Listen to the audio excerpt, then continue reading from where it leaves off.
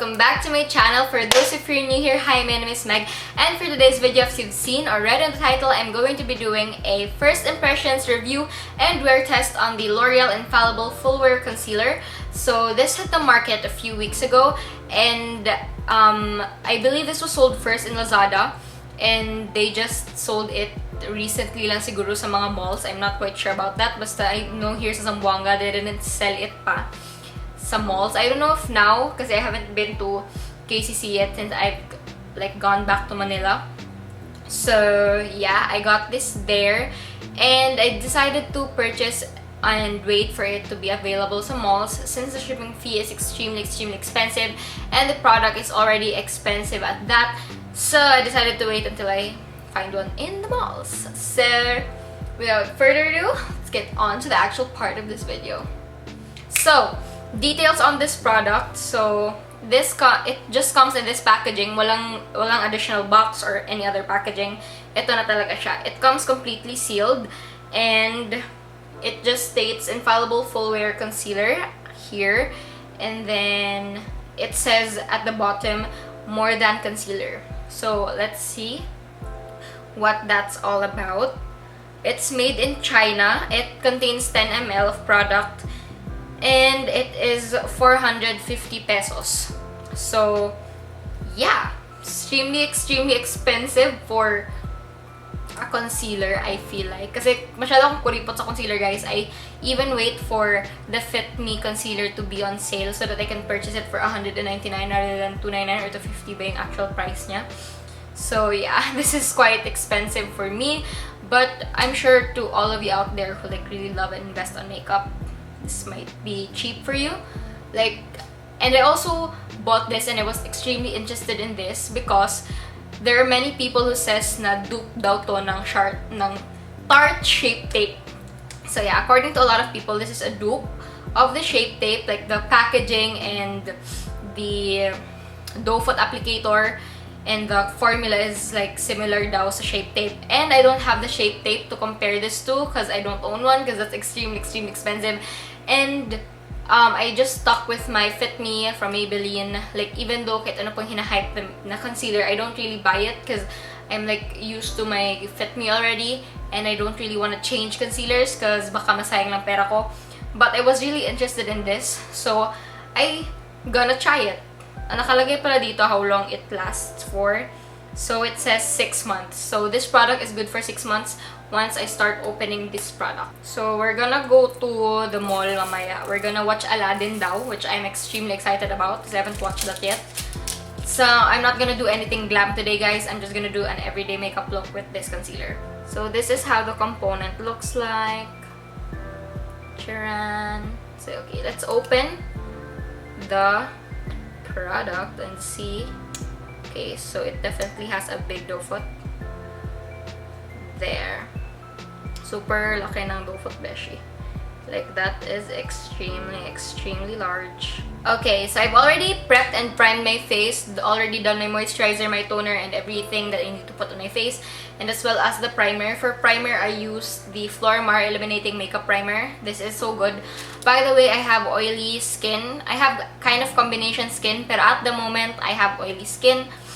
My face is generally oily at this point in my life. So yeah, I still use an illuminating primer even though I'm oily because I like having that glowy, dewy look. Even though I oil up naturally, I still want to have that. So, first impressions, yung smell. It doesn't smell good. It smells like paint. Yeah, it smells like paint.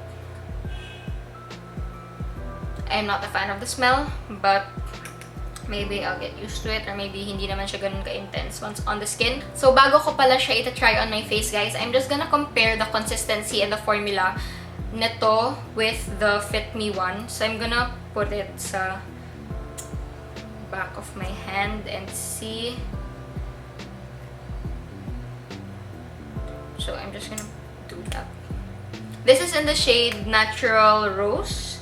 Yeah, this is in the shade 309 Natural Rose. This is the closest to the Fit Me 20 Sand, which is my shade. Yung iba kasi doon sa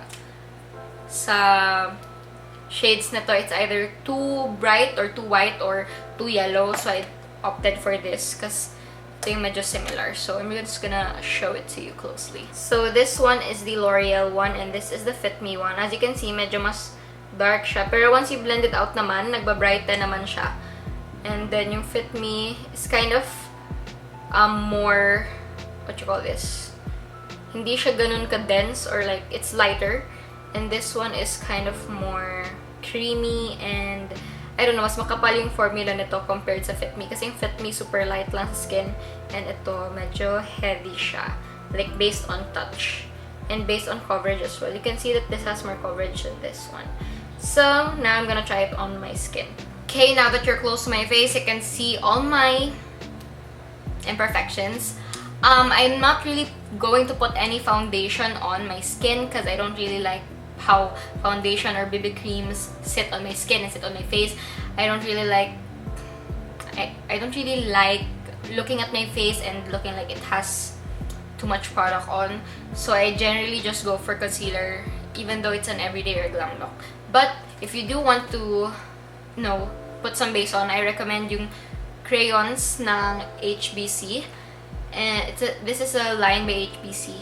And yung Superstay ng Maybelline, of course. So, I'm gonna apply this under my eyes. And I'm not going to be doing the triangle look. I always use or do that technique.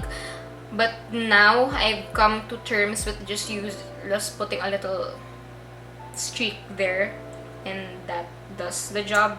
The same way when I do triangle, I feel like I save more product that way. So, let's see. The doe foot is extremely large, so maninibago ka talaga, girl. Kasi sanay ako ditong liit, you can get a precise line. So I'm gonna put it sa side lang muna na to so that you guys can see it in comparison with the left side or my left side and your right, I feel like. Basta yung left ko.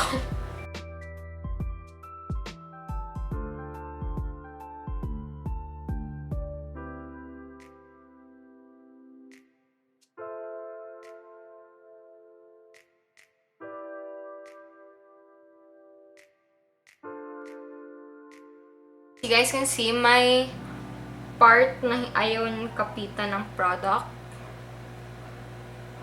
I'm gonna put a bit more there.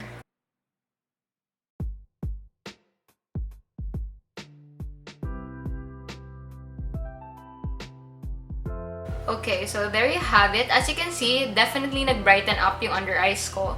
This is definitely a lot brighter than this side. This is extremely dark and ugly.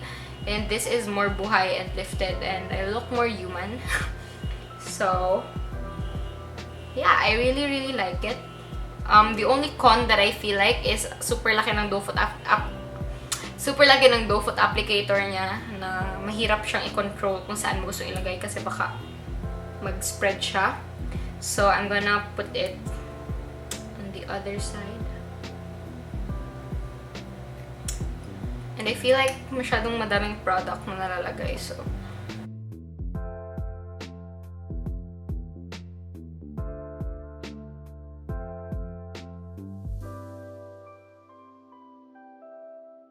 Okay, so there you go. My under eyes have definitely brightened up. Like, it's extremely bright. Kind of has a medyo dewy finish. I don't really like how it looks sa side na to. It's so annoying. So, I don't really like covering my scars when I have scars. I kind of like it to show up and para more natural, but I'm gonna see if it covers it. Just to test the concealer.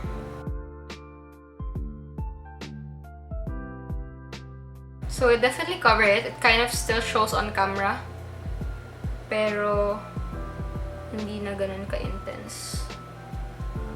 So, I don't have any other like scars I want to cover up.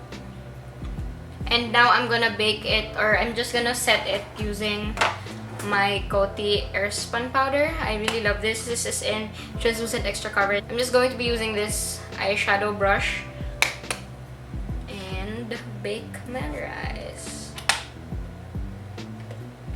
But before that, I'm gonna blend this once more so that pag binake or sinet na natin, walang crease.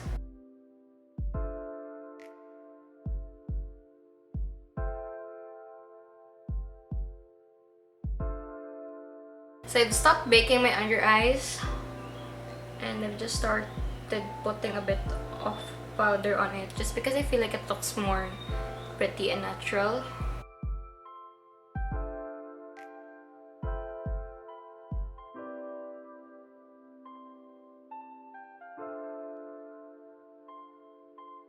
Okay, so there it is. You can definitely see a difference from the before when I didn't have any concealer on and sa after. Now that I put the concealer on.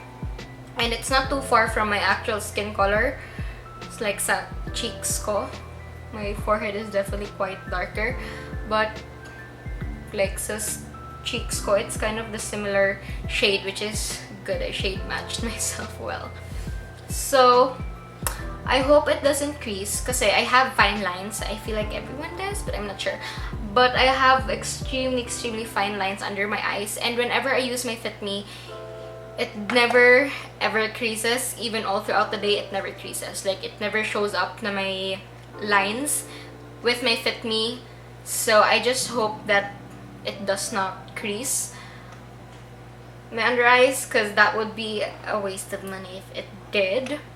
But I'm really hoping it doesn't, because I love how my Fit Me doesn't crease under my eyes all throughout the day, even though I have extremely fine lines. And yeah, so I'm just gonna continue with the rest of my makeup. So that is it. It's currently 2:04. Baka nilagay ko yung concealer around 1:30-ish. Sabihin na natin 1:30. And it's kind of settling. It's kind of starting to settle sa aking fine lines, but still looking quite good. So I'm just gonna show you it's a natural light as to how it looks, because I'm using the ring light, and the ring light is not necessarily reliable. So yeah. Okay, so this is how the makeup looks in natural light. The concealer looks kind of nice. I'm gonna zoom in. So there's my fine lines, and you can definitely see na nagsasettle na siya sa aking fine lines, yung concealer. Same goes here. Ito yung medyo malala. But we're gonna observe it for the entire day. I'm not gonna do a retouch except sa other parts ng face ko, but my under eyes, I generally don't retouch them. I generally don't add powder on them. So we're gonna see how it performs all throughout the day after all of our activities. It's currently 2 something, and we're gonna review it until I get home from the mall. So hopefully it stays like that, hindi na siya mag-crease palalo, because I definitely don't want to waste money, and I just spent 450 pesos on this. So yeah, I hope it still looks kind of like this. So see you later for the next update, maybe in an hour or 2, or maybe before we leave. So hi guys, so it's been just a few minutes since my last check-in, and I just realized na hindi ko alam kung nakakita nyo, but it's kind of settling sa kung saan yung walang concealer dito banda, and it's so ugly. It makes me want to take all of my makeup off kasi super ugly niya tingnan. I'm gonna try to blend that out. So far, not so good, but we're gonna keep on doing check-ins. Okay, so I've tried to blend it with a really dense brush, and medyo nagwala naman yung line na dito. So yeah, I hope it's gonna perform well. Still hoping for good results, so see you later. Hey guys, it's currently 2:49 and it still is looking the same. I'm not expecting a different, like a big change after a few minutes. Medyo natanggal lang yung product kasi may glitter na nagstay sa eye ko. That's fine. I'm all changed up now. I'm using my Kappa long ass t-shirt. My under eyes look great though. Hi guys, so this is our last update and it's currently 10:13 and we're already 8 hours in, I believe, kasi I applied it about 1:30 or 2-ish. So we're about 8 hours in, sort of. So I'm gonna zoom you in so that you can really see how my under eyes look. So okay, so I don't know if you can see that, but it's definitely settling sa side na to. And okay, so nalis ko lang yung nag-settle dito. Well, that really settles sa aking part dito. Kaya hindi ako masyado naglalagay ng concealer kahit baking powder sa area na yan. I'm sorry, I'm looking at the viewfinder dyan kasi ako nakatingin if you guys can see how it looks. So, kita nyo ba yan? It's definitely creasing. Like, there's some creasing going on. And that doesn't happen sa aking Fit Me. Like, I understand itong area na to. Like, gets ko bakit nawala yung concealer dyan. Kasi, we watched Aladdin and may slight tears na lumabas. So, I understand na nawala yan. Yung dyan parte. Pero yung dito, it's way too creasy and whenever I use the Fit Me, that doesn't happen. Let's move on to this side. So this side is quite better sa creasing department. Like, as you can see, hindi siya masyadong nagsettle sa fine lines ko except dito. That's because of the tear. Pero kung tingnan mo, hindi masyadong nagsettle sa fine lines. But, parang nagsettle siya sa skin ko, like sa under eye area ko. I don't know if you can see that. Pero, in the mirror, I can see na parang may settling thing that's happened over here. So, yeah. So, that's what happened to my under eyes with this Infallible concealer. I'm actually quite upset with how it looks like. It's not pleasant. I haven't really checked in like 4 hours in or something like that kasi we were in the cinema and syempre ayoko naman mag-check and check in. I don't know if this has claims kung gaano siya ka-long lasting, like for how many hours it's gonna last for, but it says naman ata na it just says full wear. But yeah, I'm not extremely happy about it. Maybe next time I'm gonna bake it. Siguro with baking, it's really gonna lock in. Kaso lang, I just used this and just kind of, I can't form sentences now. I just use this eyeshadow brush para lang ma-set and ma-lock in yung product. Like, I just did this and it didn't really kind of lock it in the way I want it to lock in. So maybe I might try to actually bake it next time and see how that goes. So yeah, I can't really give like a final thought of how I think about this product, but currently with how it looks like,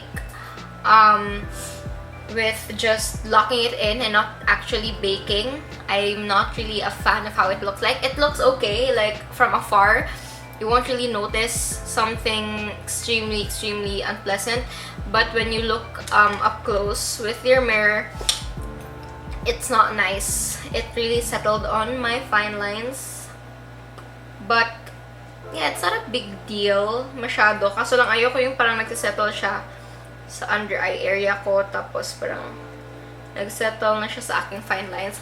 I don't really like that because that never happens to me when I use my Fit Me. Even if I bake my Fit Me or just simply pack on powder using this, it does not crease. My Fit Me never creases, and I was hoping this would do a better job at like not creasing.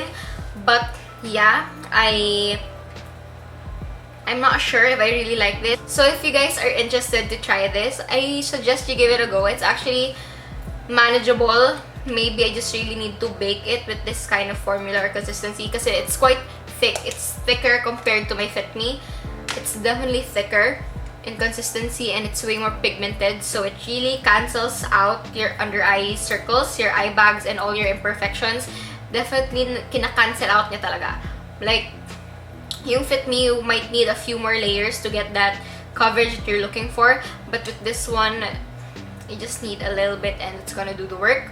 So I highly recommend this if you want something that's extremely pigmented and that's gonna like say bye-bye to your dark circles. It also blends nicely, although nagka-problem ako kanina with this portion of my eye. But I'm not really masyadong triggered na dun right now. It's kind of okay. It actually blends really nicely sa skin. And the shade is perfect to my actual skin color, which is good because I was extremely scared to get an extremely light or an extremely dark one. The next thing that I would like to say about this is a lot of people really loved the large doe foot. I'm not really a fan of how large it is kasi it's quite difficult to put in my inner corner, like dito banda. Medyo difficult siya for me. But if you really like large doe foot applicators, you'll love this. But I feel like I'll still get used to it in the long run while I continue to use it. Pero yung area na nilagyan ko ng concealer, guys, na that's on my face and that I put on top of like a scar that I have is nice. It didn't really settle into my skin or in my pores. It didn't define my pores. It's actually, it looks skin-like. And I just set that with the all-in-one, like the face powder that Maybelline has, the Clear Smooth All-in-One. Yun lang yung ginamit ko pang set niyan. Hindi ako naglagay ng Coty Airspun. And it really set the concealer here nicely. So, on my face, like sa cheeks, it looks good. But on my under eyes, it doesn't look hideous, okay? Maybe you'll think I'm overacting. It doesn't look hideous, pero every time I wear my Fit Me, it just looks flawless, like no matter how long I use it for. So, yeah. That is the review. I love it. I think I might use it again, but I'm not just sure if it's gonna replace my love or the love that I have for the Fit Me one. So, if you have the budget, if you're a hoarder, if you just want to try out something new, if your concealer doesn't work for you, or if you just want to test out if it's the same with the Shape Tape one, I feel like you guys can give this a go. Hi guys, so I'm back. This is actually the next day. So today, it is already June 5, and I tested the L'Oreal Infallible Concealer yesterday, June 4, and my review was kind of meh kasi hindi ko nagustuhan yung finish niya after like by the end of the day. I didn't really love how it looked on my skin kasi nga naging cakey siya and parang nag-gather siya sa ibang areas of my face. But today, as I've mentioned sa other clip ko, which was yesterday, I felt like I needed to bake it para mag-perform ng maganda yung product. So, that's what I did today. I baked under my under eyes and it looks a lot better. I really wanted to give it a try by baking it kasi I really didn't want to give up on the product because like there were a lot of great reviews and I really wanted it to work for me, and I found that the technique that would work best for that formula is through baking it. It would set your under eyes beautifully, so I'm gonna zoom you in so you can see what I'm talking about. Okay, so I don't know if you can see or realize how better this is compared to yesterday. Like, mas maganda yung pagkaka-set niya under my eyes today compared sa kahapon. Because, I don't know, it looks just way better. Although, alam ko nagagather or nagko-collect na siya sa part na to ng aking eyes. And also here. But that's because I like rubbed that portion of my eye kanina, kaya siya ganyan. But generally, it looks a whole lot better compared to yesterday. So, if you're into baking or if baking is for you, you might consider trying this out while baking. Pero, syempre, we have different skin types. Maybe just simply setting it with light powder or any powder at that you're used to set your under eyes or any part of your face. You can use that, but if it doesn't work for you, with just lightly setting it. Maybe you should try baking it, and maybe it would like lock it in more. So with that said, I highly recommend you guys try this. This is the L'Oreal Paris Infallible Full Wear Concealer once again, and yeah, I really love this. I don't think it's gonna replace my holy grail, which is the Fit Me one, but for days when I feel like my under eyes are extremely dark, or when I feel extremely insecure about some parts of my face, I would definitely reach out for this, since the pigmentation is extremely beautiful. It will definitely cover up all your imperfections or things that you're insecure about. It will definitely cover that. So I really love the coverage of this, and the longevity is actually quite good just once you bake it, or with a technique that you find that would lock it in, you know, because we have different skin types, but baking definitely worked for me.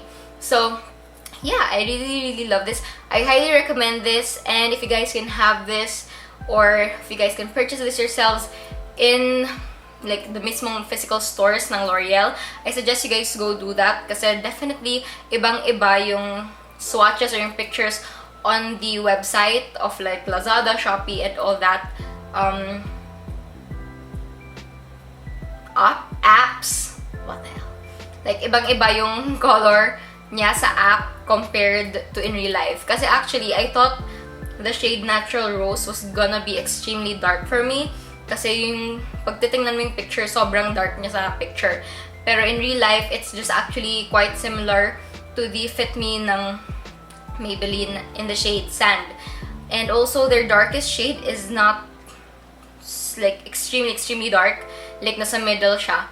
So you guys, if you can find this in your department store or in Watson's or in whatever like department store you have that you can see this, please swatch this if you can, kasi baka masayang lang yung 450 nyo in a shade that will not suit you.